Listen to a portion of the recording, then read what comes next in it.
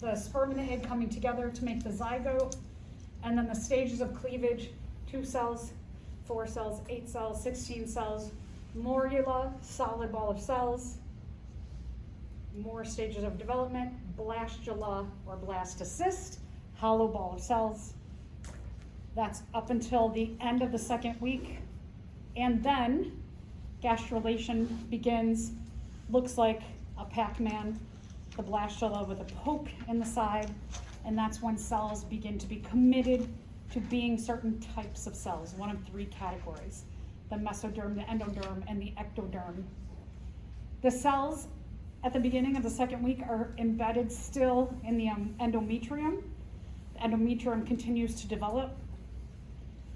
Once you have gastrulation beginning, organogenesis follows that, so that you have the formation of the organs, and you also have the formation of the embryonic disc, and from that, what you start getting are all these accessory structures that the original ball of cells starts to develop itself.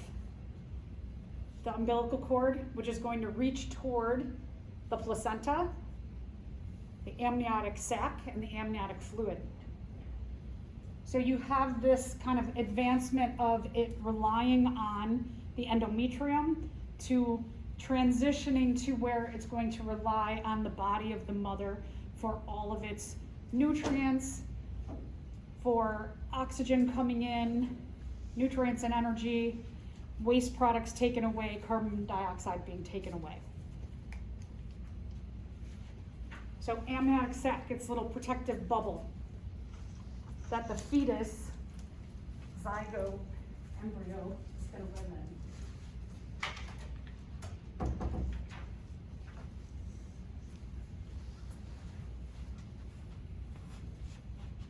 So this is again produced by the cells of the embryo. Always happens. Thanks. So these cells, as a reminder, umbilical cord cells, the amniotic sac and the amniotic fluid, these are all cells that are produced by the original ball of cells. And so you have 2 kinds of cells that as you get to the 3rd week, you have 2 kinds of cells that are being produced. The actual embryo itself, and then all of those accessory structures that are going to protect the embryo throughout the whole 9-10 months, and then also making the connection with the mother. So those cells are produced by the original ball of cells, so they will have the same DNA as the embryo. So these are cells like when we're talking about the umbilical cord cells or amniotic fluid, where they can do tests early on to see if there are any genetic abnormalities. So like an amniocentesis, where they will very carefully go in through the belly of the mother with a very, very fine needle to extract some of these cells, they will have the exact same genetics as the embryo. And so that's why that whole process can work. So here, you can see the embryo, the umbilical cord. The umbilical cord will be reaching into the placenta that's going to be formed in the wall of the uterus. You can see endometrium over here, still. Amniotic fluid.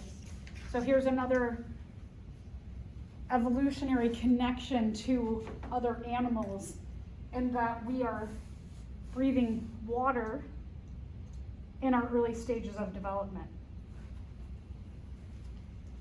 Oh, and this is the 8th week. So by 2 months in, you get this placental connection.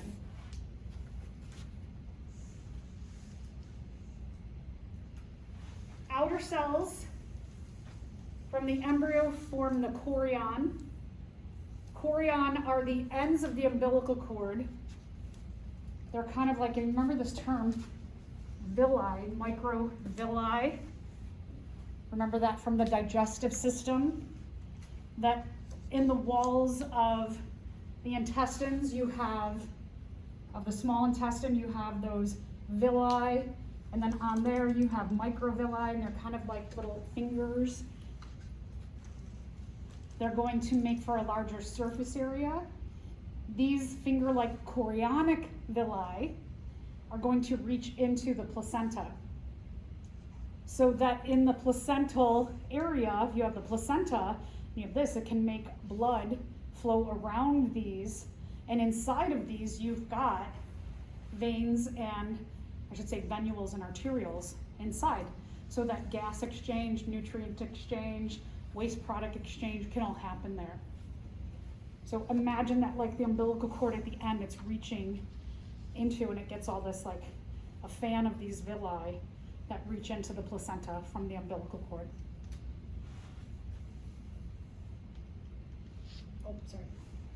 And again, remember that the blood is responsible for doing the exchange of all these substances, just like it does with our own cells. Same thing happens between the body of the mother and the embryo or the fetus. So one of the things early on that they can detect is the beating of the embryonic heart, little flutters that they can detect, and see the health of the embryo too. So umbilical cord, very important that it can provide that passageway between those chorionic villi and the mother, and then back to the embryo or the fetus throughout the whole pregnancy. Well, throughout the 90% of the pregnancy, I should say. Inner cell mass, so that's the outer cell mass. The amniotic sac, the amniotic fluid, umbilical cord, chorion. Inner cell mass is the embryo or fetus itself.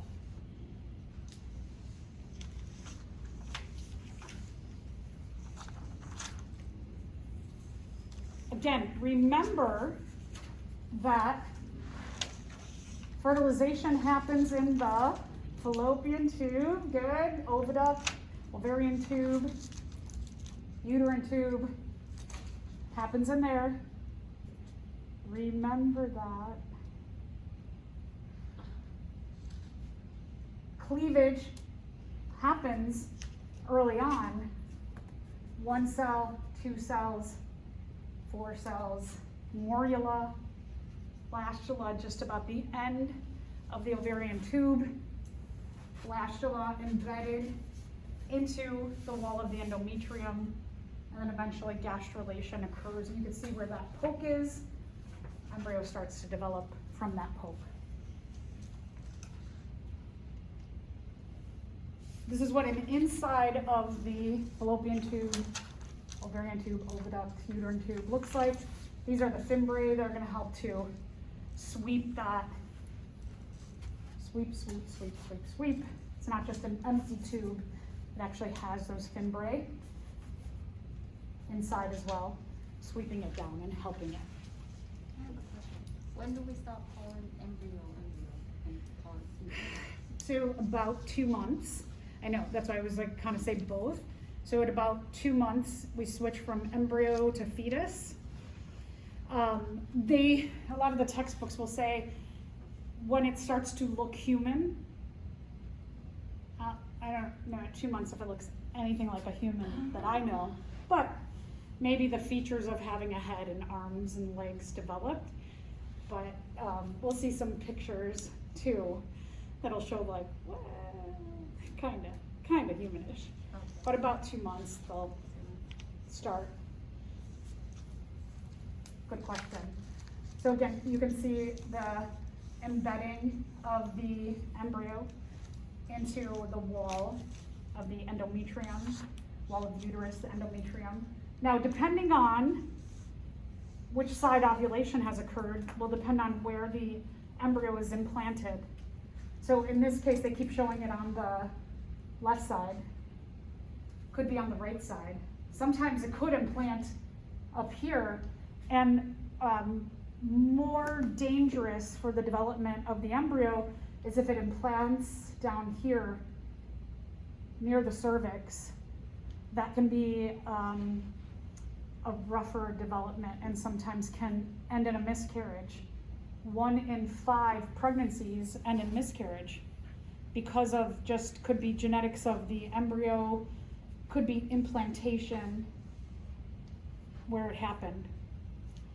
So there's a lot of luck factors that go along with this process. And one of the things I think is unfortunate is that we just don't talk about that enough, and it becomes such a burden for especially the woman. I think a very physical and emotional burden, but also the partner too, that we just don't talk about miscarriage enough to be like it's a relatively common thing. And a lot of suffering can go along with that. So again, could be the genetics, just in the replication of the DNA, we have some weird things that happen and it doesn't continue the growth well, or implantation area. Can 2 embryos form at the 2 tubes? In the tubes? Because there are 2 tubes, 2. Yeah. Mm-hmm. Can 2 zygotes form, both of them? Meet in the middle? It's possible. Usually, so always possible. Slim chance. Most likely 2 will come from the same ovary, and then they'll come out. Now, so we're gonna get to that at the end and talk about what happens when you have 2 and then how we get 2 and all that. So we'll get to that. But very good question.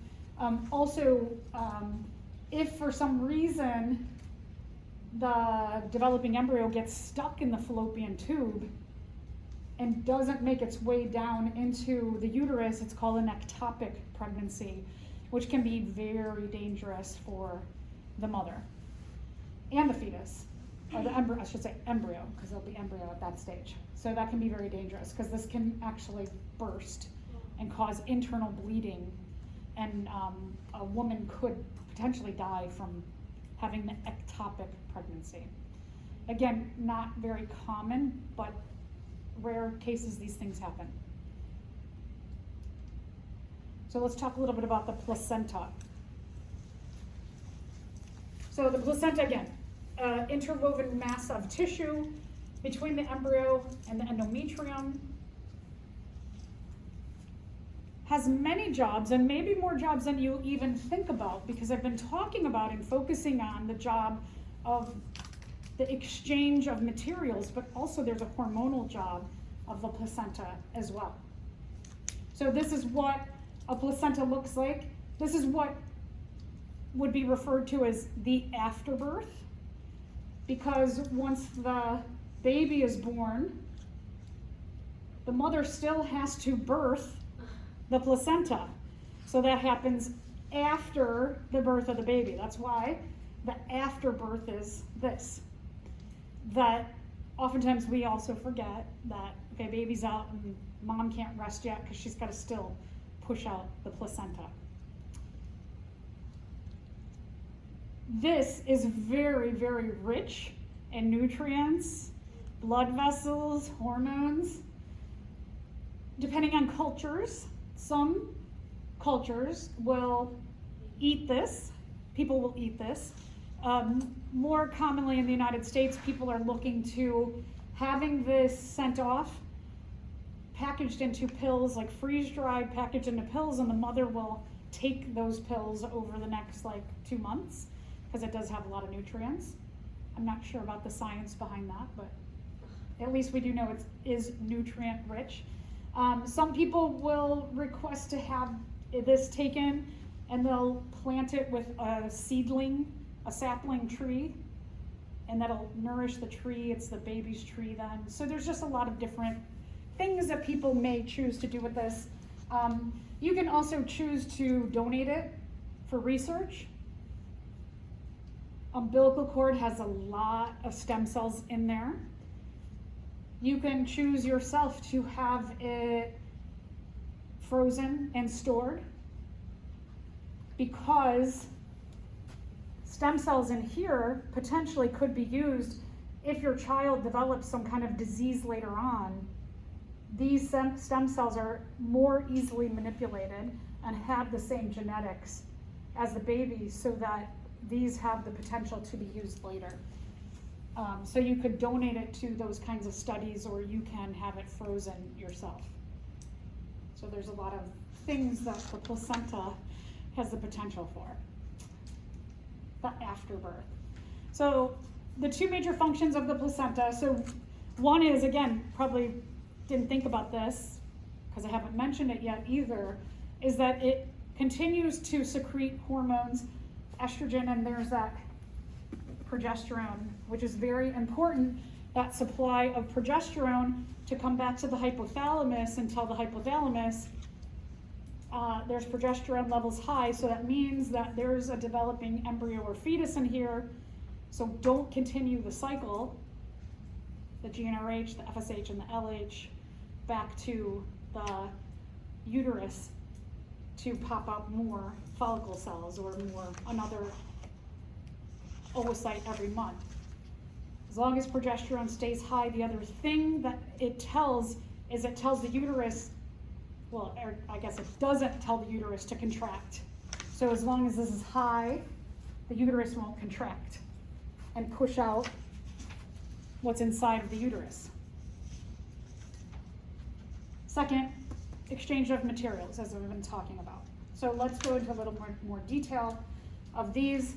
Not only does the hormones say, okay, something's developing here, but also tells the mother's uterus to grow, to get bigger, right? Because it's about a little bit smaller than the size of a fist, and eventually has to hold a, between 5 and 12 pound thing inside of it. So that would have to stretch very far. Also helps with the development of the mammary glands, which happens very early on. So one of the signs usually to a woman is that she will have breast tenderness, that her breasts will hurt, because already early on, you're starting to develop the mammary glands.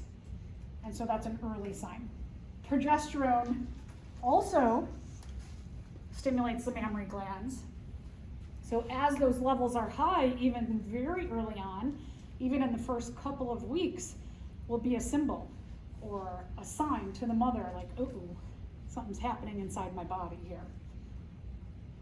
Also, again, inhibits the uterus from contracting. So a lot going on here.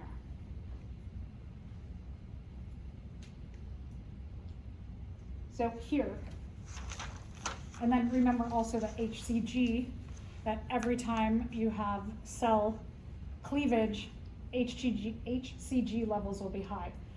HCG levels will be high throughout the entire pregnancy, but they will be especially high in the embryonic stages of development.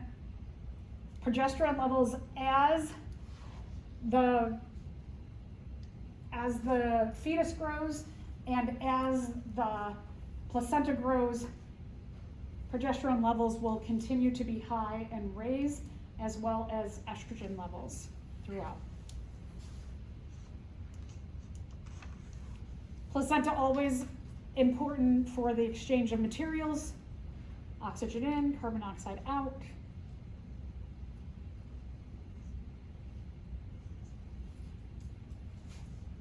Not only gas exchange, but the exchange of nutrients, energy, waste products.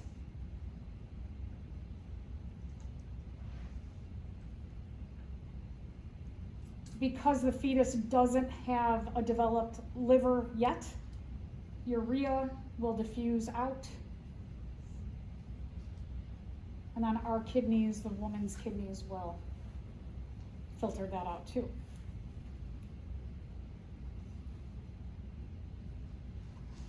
Here's a downfall, is that the mother, all these things, right, all these things are passed to the fetus, so she needs to be very careful about what she's exposing her body to and putting in her body, because those things may be passed also to the fetus and have an effect on fetal development. And again, here you can see, I like this picture because it shows you the chorionic villi. So from the end of the umbilical cord, what you're seeing is that at the end of the umbilical cord, you have all of these chorionic villi that are going to reach into pools of blood that form between the chorionic villi and the placenta. So here's where all of that exchange and those pools of blood will happen. So, other things that can also make their way to the fetus. If the mom gets sick with something, there's the potential for that to pass to the fetus. If the mom was sick with something before, like let's say HIV, for example, that can pass to the fetus.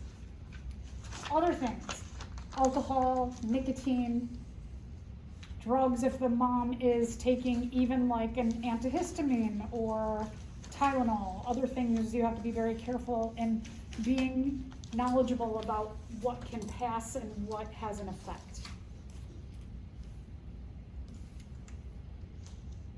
So let's talk about some of the things that can pass. So there is the potential for microbes, microorganisms to pass. So women who have syphilis,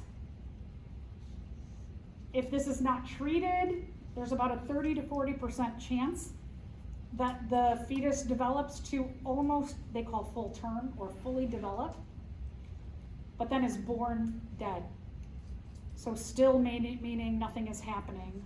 Stillborn means that fully developed but born dead. Streptococcus, depending on them, like for strep throat, for example, could be passed.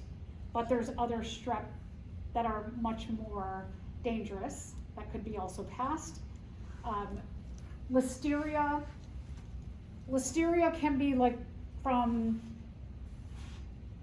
things that are more raw, like sushi. Not supposed to have sushi. Cheeses are essentially grown from bacteria. Different strains of bacteria will develop different strains of cheeses, and especially the softer raw cheeses, like brie, for example, those are a little bit more dangerous because they could be infected with other kinds of bacteria. And then another big one is a lunch meat in a deli counter, because they're in open air, and in the air there's all kinds of spores, all kinds of bacteria, viruses, because they are exposed to open air for longer periods of time. Not supposed to have lunch meat because all of those things could have listeria. And this could cause death, prematurity, or other issues. Continuing on with microbes, viruses, part of the microbe world, could cause all kinds of issues. So like genital herpes, measles, we refer to as rubella, hepatitis, HIV. Vaccines in general will, like for example, the rubella, take care of that. Genital herpes, as long as they're continue the medication to keep that at a lower level. Hepatitis has to be watched very carefully. HIV, kind of interesting is that if a woman has HIV, there are medications that can give a 95% chance of the fetus being born without HIV. So even though someone who has HIV with the medications can be pretty healthy throughout their life, they can also have a child, and with the medications gives a good chance of the child not having HIV. So lots of things in terms of all of these different kinds of diseases. Prematurity could cause issues with the eyes, like blindness, cause certain organs to not form perfectly, can cause mental issues, not only mental retardation, but certain things, and we'll get into like alcohol especially, can cause increases in ADD, ADHD, anxiety. Those things can, in the brain, can go up if you have these diseases. And then there's all kinds of other disorders that can be formed from these. But again, as long as someone is very open with their doctor about their health issues, then it can be monitored closely. So this was really important. One of the screens that they will do early on is for syphilis, to make sure that you're not carrying it. So syphilis can cause all kinds of issues. And remember that syphilis, the bacteria that causes it, can produce a toxin that in adults can cause organs to shut down. When all of these things in the body are developing, can cause blindness or deafness, can cause teeth, bones, joints to not develop properly. So, and then again, can cause certain organs to not form properly. So definitely have to watch out for that. And then, here's all the things that someone who's pregnant should avoid. Unpasteurized milk, not super common in the United States. You have to really seek out unpasteurized milk. More common in other countries. Unpasteurized cheese, like soft cheeses, like I mentioned, like brie, for example. Deli meats, liver, sausage, can't eat any kinds of liver. The liver, one of the big jobs is to break down toxins in the body. So eating liver, not a good idea because they can have a lot of toxins. Uncooked eggs, you have to make sure your eggs are 100% cooked. So if you like an egg where the yolk is runny, that's a no-no during pregnancy. And then caffeine can have an effect. So they will say maybe like 1 glass of coffee, 1 cup of coffee. I drink out of a glass because I drink cold coffee anyway. But 1 caffeinated drink per day, maximum. A lot of people just cut out the caffeine completely. There's speculation, but not hard science, not anything that's been published, that having caffeine during pregnancy could lead to issues with the brain like ADD, ADHD, anxiety, depression. But again, they're looking further into that. So drugs.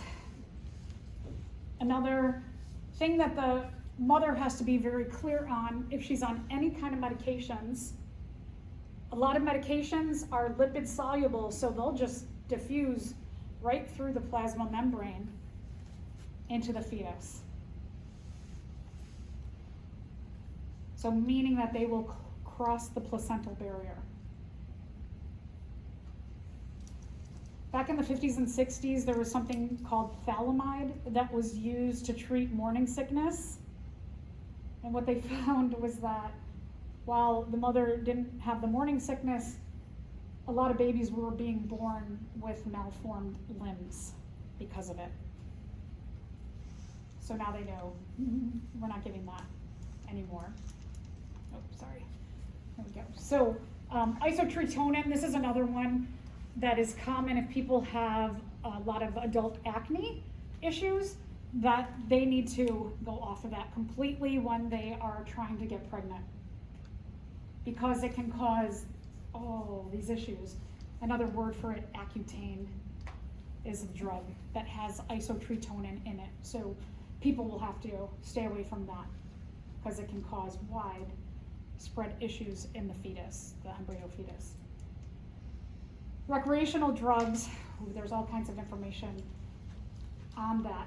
Recreational drugs have there's a lot of studies that show major effects on the brain, that like cocaine and meth especially increase the chances of miscarriage because there's a lot of widespread systemic effects, may cause, if the embryo and fetus develop, premature birth or just be lower in their birth weight because things don't develop properly.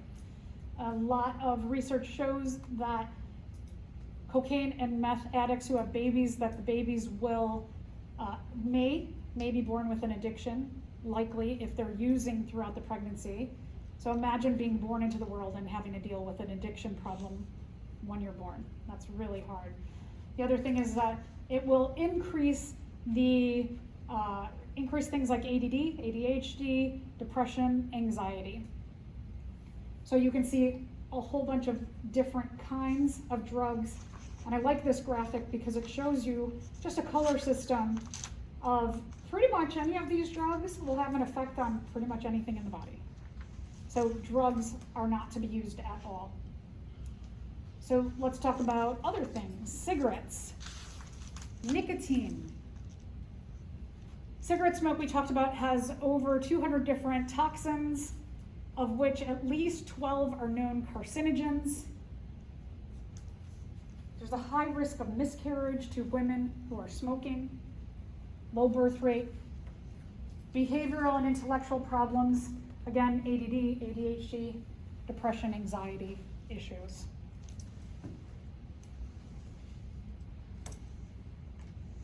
I know in general in the world smoking is kind of going down, but vaping is going up. So it's still, there's other issues, complete other issues when we look at vaping. It's not a trade-off. One is not better than the other. They have different effects on the lungs in different ways. And both, any kind of nicotine should just stay away from it. So this is another great graphic that shows you 10% risk of SIDS, meaning that in the middle of the night the baby stops breathing. 14% risk of the membrane being broken, which is very dangerous, could result in death. Hypertension in the mother, high blood pressure in the mother. It's going to definitely cause issues with the transfer of everything between the placenta. I don't want to go through all of these, but you can see that there's a lot of issues that have percentages that could be zero if the mother just didn't smoke or vape. Alcohol. Alcohol is both water and lipid soluble. So not only will it just, water travels or diffuses right through plasma membranes, but then also lipids too. That alcohol can go right through the plasma membrane.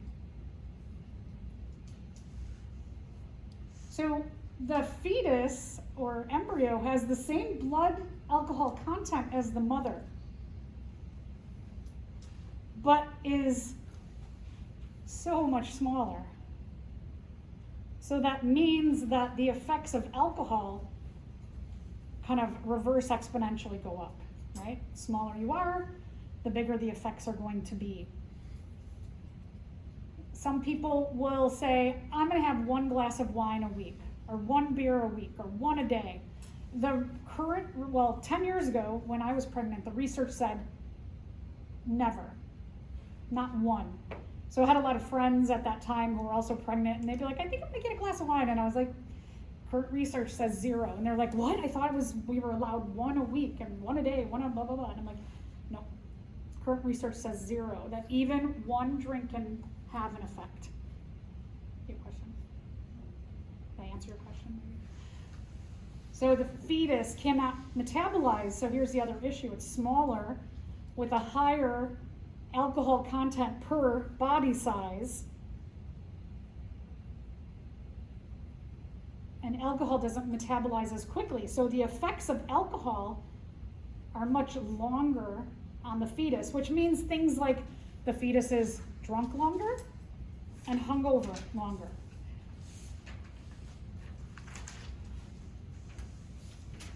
Still, about 12% of women are drinking regularly, and meaning like heavy drinking regularly during pregnancy. Fetuses that have a regular exposure to alcohol can develop fetal alcohol spectrum disorder. And again, smaller body, smaller brain, high things like anxiety, depression, ADD, ADHD, aggression also. 4 to 5 drinks per day, or 5 or more drinks at a time, can lead to fetal alcohol syndrome. So this is definitely like someone's drinking to get drunk or has an addiction, an alcohol addiction.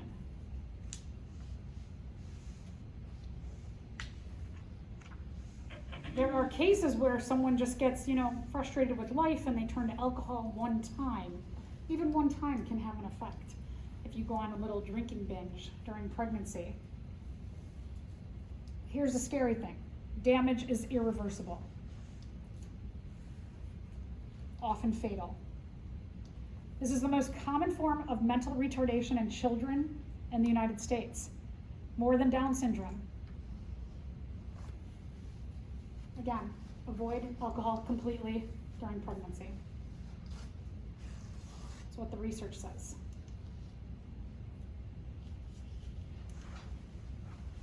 Okay, and we just went through all of this, just a nice graphic. All right, so thing left. Good thing I talked about it. After the second month, we switch embryo to fetus. I love it. Looks human. I don't know. I've never seen a human who looks like a fetus, but. Childbirth is up to 10 months. Depends on how long the fetus stays in the woman. My son was born a week late. Every day I was like, get out. So it could be a while. You know, they try and keep the fetus in as long as possible. At some point they're like, all right, this is just, it'd be dangerous to keep them growing. Knowing my son, he would have stayed until he was 10. He likes his comfort. Usually in the last month, the fetus will orient itself to the head being down. Uterus continues to stretch. I'll show you why the head goes down, just an instinctual behavior. We'll talk about those instinctual behaviors in our last lecture. It has the instincts to turn around and head facing down. They can feel that, the obstetrician can feel that, and in some cases, if the fetus is not moved, they will try and manipulate the fetus to move down. Imagine how uncomfortable that would be. That inside of your body, they're working outside of your body, like inside the fetus, right? They're trying to push on your belly to move the fetus. If the fetus does not move down, they will often schedule a C-section, a cesarean, where they cut into the belly to cut open the uterus to take the fetus out. And we'll talk about why in just a minute. Okay, labor, when the baby is born. The word labor means hard work. It's hard work. Here we're going to have a series of positive feedback loops over and over and over and over and over and over and over. The fetus, when the fetus is ready to be born, the fetus will start to produce steroid hormones that will stimulate more estrogen and prostaglandin from the placenta and the uterus. Prostaglandin, remember, is in the semen that causes the erection of the penis. Whenever we see this term prostaglandin, it means it is a chemical, it's going to make something contract, whether it's contract the penis upward, contract the uterus to push the fetus out.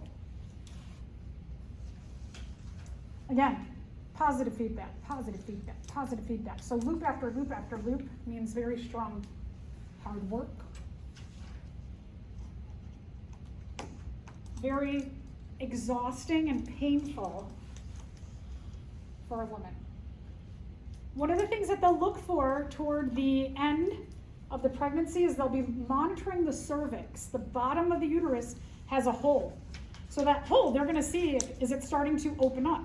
Because when the fetus starts pushing on the cervix or the bottom of the uterus, it's going to stimulate the cervix to start to open, making the vagina open more so that they can get out. They call it usually dilation. How many centimeters are you dilated?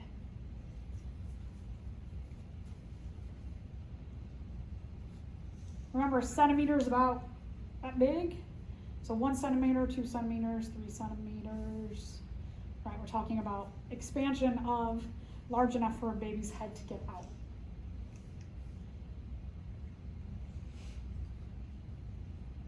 what's going to happen is when the fetus is pushing on the cervix, it's going to send signals to the hypothalamus, chemical signals, for the hypothalamus to tell the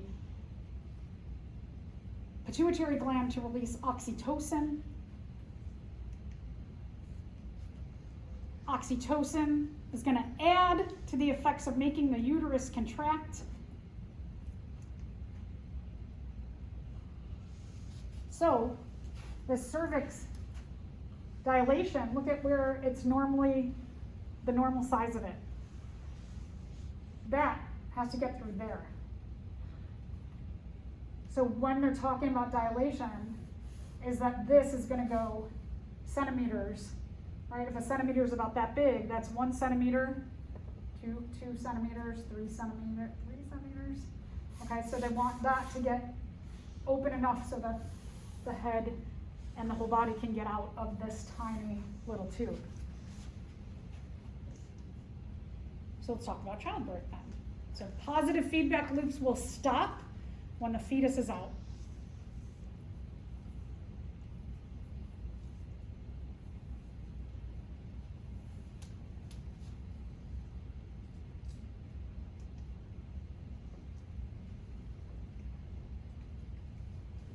One of the things that can help is that the bones of the baby's skull, the fetus's skull, are not fused together yet.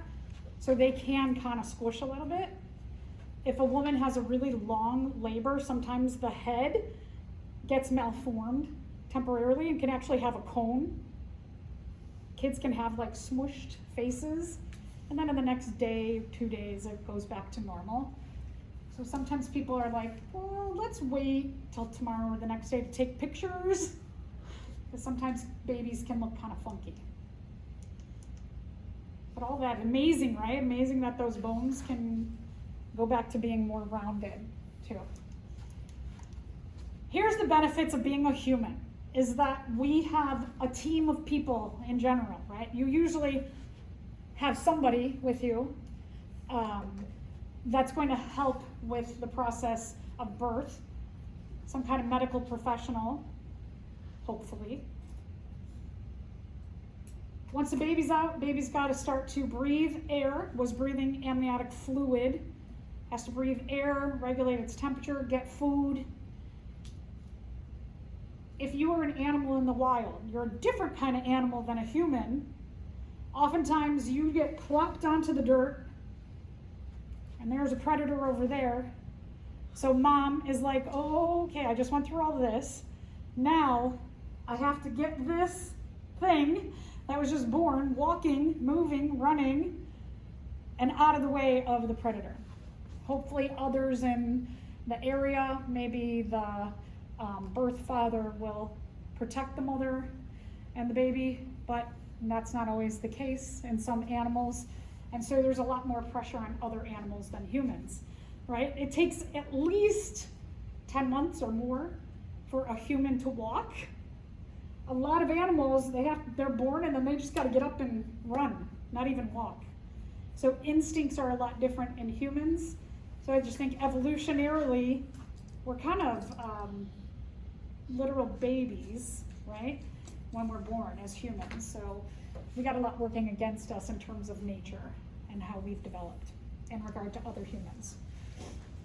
Afterbirth, birthing the placenta. So once the baby is born, the mother's uterus will continue to contract to get smaller and smaller, but the placenta has to come out, so the mother has to still push that out. All of these hormones, the feedback loops are continuing a little bit longer so that the uterus can get back to a normal size. Because the uterus has been large for 9-10 months and it's contracting, the mother can have pain in her abdomen as it continues to contract and get smaller.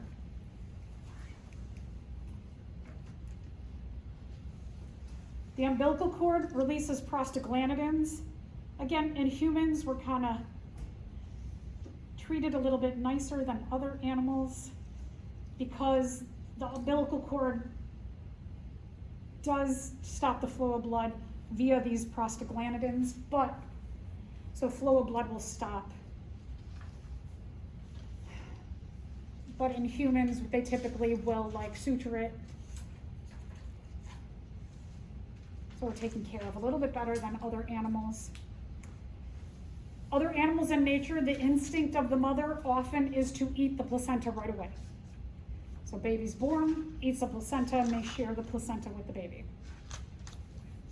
Imagine in the hospital, birth the baby, grab the placenta, take a bite. A lot different.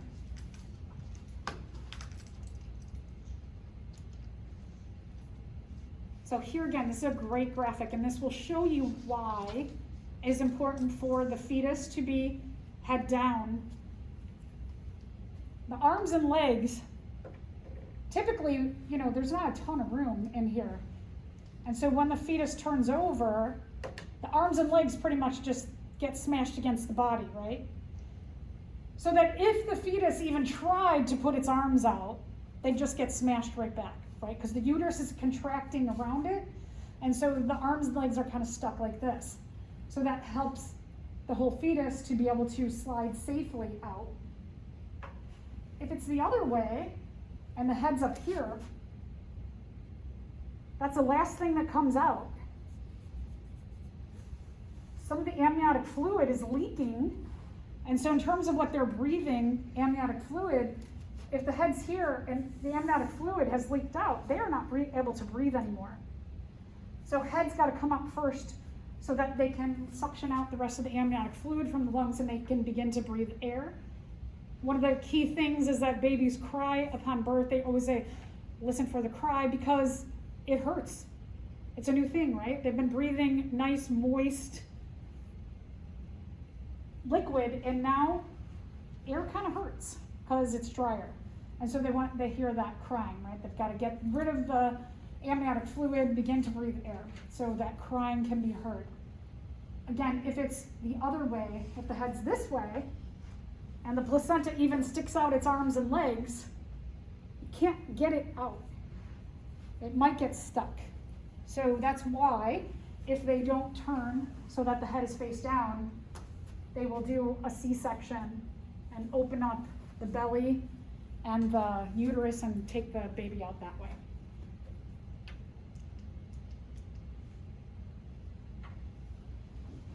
So here you can see, and this is another way that you can see how uncomfortable it can be. Look at, again, the size of the bottom of the uterus.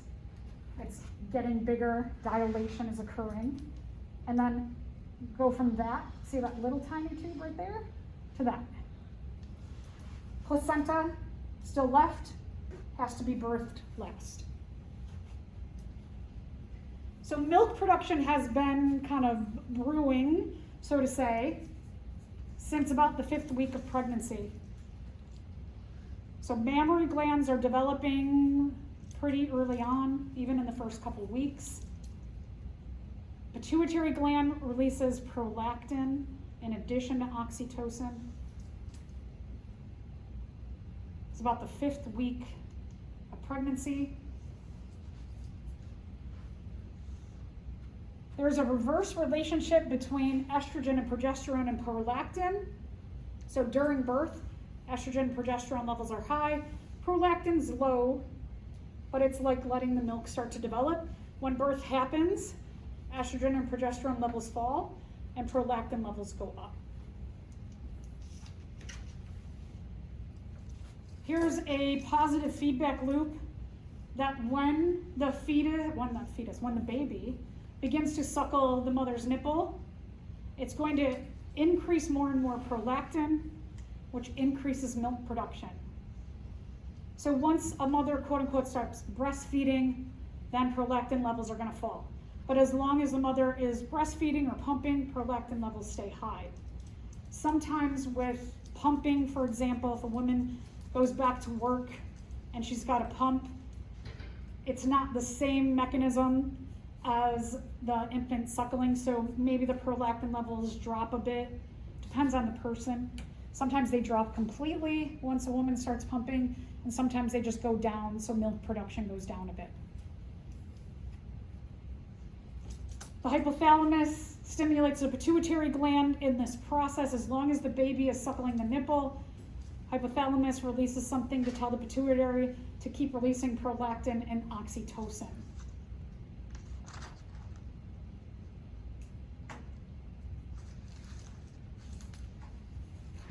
So as long as it continues, positive feedback around and around and around. When does it stop? Like production of milk? So it depends on the person. Typically it's when it could be pumping that makes it stop or go down. Could be someone decides not to breastfeed at all, and so levels is, if this doesn't happen, the levels go down right away. If somebody's like trying for months and months, could stay high for, depends on the person, but there are people who at year 5 they're still breastfeeding. Oh, wow. So it depends on the person and how long their body produces milk. And for them, it's usually like maybe a once a day, like maybe nighttime thing, that their 5-year-old at night, they lay down with them and breastfeed a little bit to get them to go to sleep.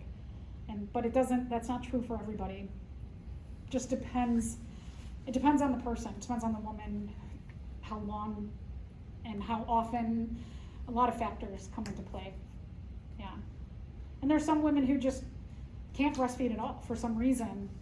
Their pituitary gland doesn't produce enough prolactin for it to continue.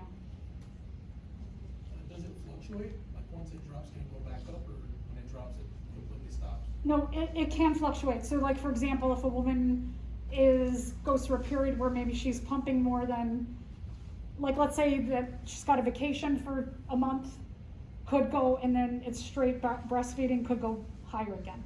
Yeah, so certainly these things can also fluctuate with stress and other things that happen in life. Sometimes it's another pregnancy that makes it stop.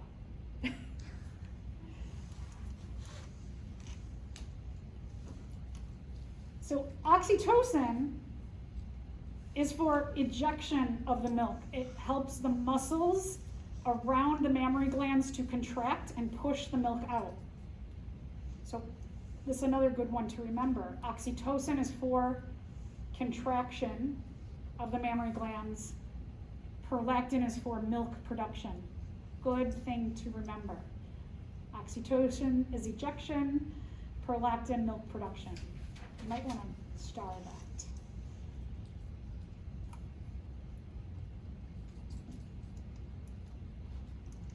And then here, basically the positive feedback loop, as long as the infant is suckling or could be pumping, for example, might work as well. Then the hypothalamus will continue to produce signals to the pituitary to produce oxytocin and prolactin, and this will continue on. Here, this I think is a great picture because it shows you the effects of oxytocin. These are the mammary glands where milk will be produced inside of. There's bands of muscles around them, and the oxytocin will stimulate these bands to contract, thus pushing or ejecting the milk out of the ducts. Prolactin will continue to help the mammary glands themselves produce the milk into here. So for the prolactin, production of milk, oxytocin, contraction of those muscles to eject the milk. One of the reasons that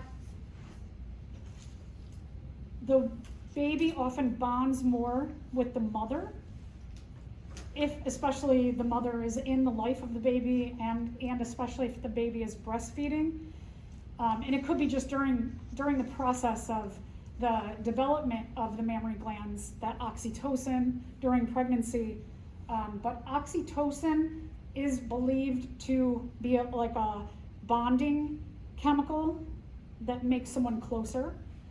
So sometimes it's like, like early, especially like early on, if it's a heterosexual couple, or even if it's a same-sex partner couple, the other person, the other partner who's not the birth parent or birth mother, they don't have as close a connection early on, that the baby will be more geared toward the person that's breastfeeding them, and they believe it's the oxytocin bonding.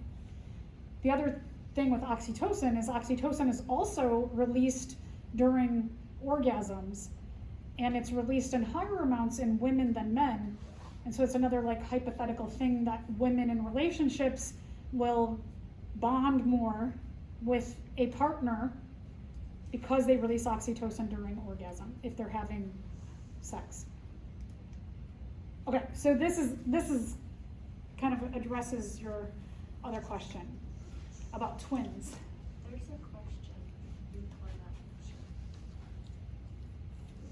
If a woman were unable to produce milk due to an endocrine gland disorder, she might consider prescribed injections at one.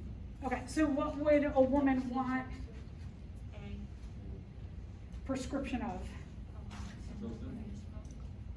Which one? We said? prolactin to Yeah. produce milk. Yeah, prolactin to produce milk, sorry, thank you. Yeah, so definitely, if there's an endocrine issue, you might want prolactin for that milk production. So, thank you for letting me know. Okay, so here's back to the twin thing. If you have fraternal twins can be 2 females, 2 males, or a male and a female. They are produced, we have a fraternal twin. They are produced via 2 different eggs. So here's a case where the ovary, or in small cases, the ovaries, usually it's the same one, will pop out 2. They are fertilized by different sperm and egg. They are usually implanted in different places, and they develop on their own, in their own amniotic sacs. These 2 are just like brothers and sisters of different years, but they're just happen to be born at the same time. Make sense? So they have completely different genetics. So it's like 2 pregnancies at the same time? They what? It's like a similar like 2 pregnancies at the same time? 2 pregnancies at the same time. Yeah. So instead of having like 1 this year and 1 2 years from now, at the same time. Just makes the uterus have to contract even more. Doesn't the female produce only 1 egg? Usually. Why does it have 2 ovaries? Genetics. There's often, not always, but in families, you will often see twins throughout the family.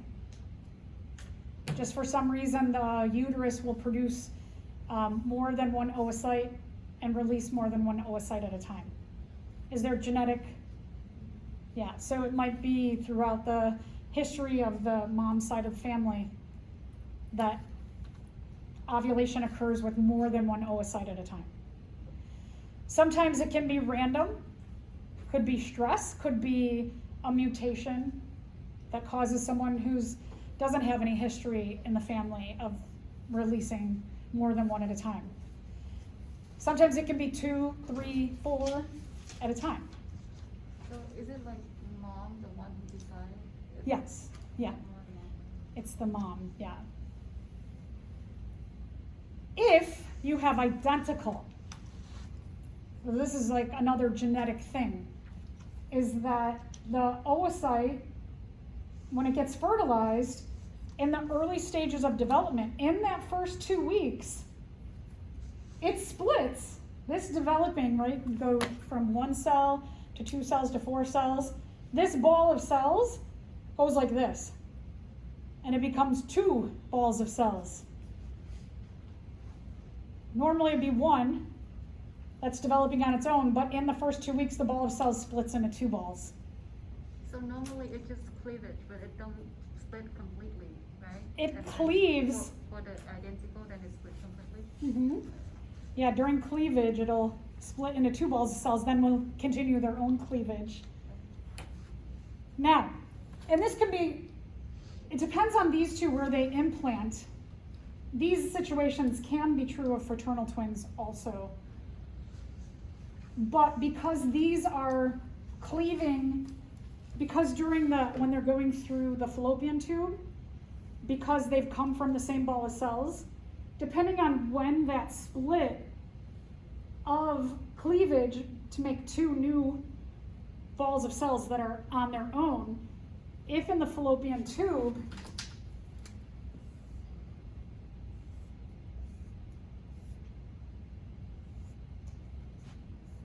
so if they split here, they may implant in different places. So if the split is early in the fallopian tube, they may implant like on opposite sides. If the split happens here, or what if the split happens right here in the endometrium? Once this ball of cells is embedded in the endometrium, then they might share, because they are so close, they may share the same placenta and amniotic sac. So, depending on when they split here, may influence whether they, like this, are on opposite sides, if it happens maybe early on. In the middle to the end may be close, where they develop each of their own amniotic sacs, but share the same placenta. And if the split happens when they are in already the endometrium, they're going to share the same amniotic sac and same placenta. Same can be true of them too. Not why they split, just if they implant close together. Different concepts here. This is the best case scenario. This gets a little more dangerous, and this gets very dangerous. Sometimes what can happen here is that, depending on the position, now they've got them pretty equally positioned in the placenta, so this is ideal, but what could happen is that this one is here, and this one's right at the edge of the placenta, so they're not getting as much of the nutrients energy exchange. So over time, this one's gonna get the majority of the placenta, and this one that's on the edge of the placenta will just kind of die off, they often will say get absorbed by the other twin. Not exactly, but definitely have to monitor the different situations and see what happens. Anybody, any questions on that? Fascinating, right? And then just to show you vaginal delivery, one of the things that's a huge benefit because of the study of the microbiome, that they've learned that there's a whole microbiome in the vagina, that when there's a vaginal delivery, the fetus gets exposed to all of those microbes. If it's a cesarean, where they're going to cut open the uterus and pull the fetus out, the baby out, it doesn't get that exposure. It gets a different kind of exposure, skin exposure. So it doesn't get the same microbial introduction as a vaginally born fetus. And so I think I've mentioned this before, that one of the things they will start doing is that with cesareans, is that they will swab the vagina and then swab it all over the baby. I know that sounds like really messed up, but it's actually like super beneficial. A lot of people now, it depends on the hospital and how advanced they are in terms of knowing microbiome.